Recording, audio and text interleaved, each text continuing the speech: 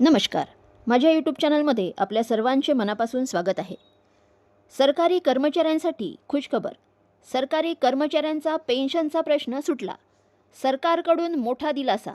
राज्य शासनाने राष्ट्रीय निवृत्तीवेतन प्रणाली अंतर्गत कर्मचाऱ्यांसाठी सुधारित राष्ट्रीय निवृत्तीवेतन दिलासा दिला आहे.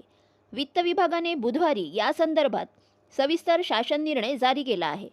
जाणून घेऊयात काय आहे शासन निर्णयात. त्यापूर्वी चॅनलला नवीन असाल तर लाईक करायला विसरू नका, सबस्क्राईब करायला विसरू नका, नवीन अपडेट्ससाठी बेल आयकनला प्रेस करायला विसरू नका आणि माहिती आवडल्यास आपल्या सहकारी मित्रांना शेअर करायला देखील विसरू नका.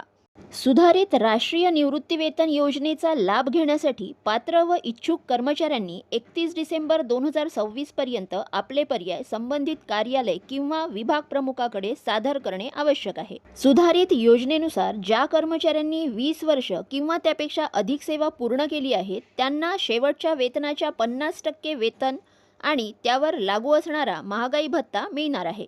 20 वर्षापेक्षा कमी व 10 वर्षापेक्षा जास्त सेवा झालेल्या कर्मचाऱ्यांना त्यांच्या शेवटच्या वेतनाच्या आधारे सेवेच्या प्रमाणात निवृत्तीवेतन देय असेल.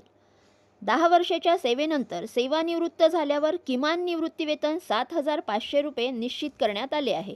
तर 10 वर्षापेक्षा कमी सेवा असलेल्या कर्मचाऱ्यांना हे किमान निवृत्तीवेतन लागू असणार नाही. ज्या कर्मचाऱ्यांनी राष्ट्रीय निवृत्तीवेतन प्रणाली अंतर्गत जमा झालेल्या संचित निधीतून रक्कम काढली असेल त्यांना ती रक्कम 10% व्याजासह जमा करणे बंधनकारक असेल. तसेच ज्या कर्मचाऱ्यांनी राजीनामा दिला आहे त्यांना या सुधारित योजनेचे लाभ मिळणार नसून ते केवळ मूळ राष्ट्रीय निवृत्तीवेतन प्रणालीच्या लाभासाठी पात्र असतील.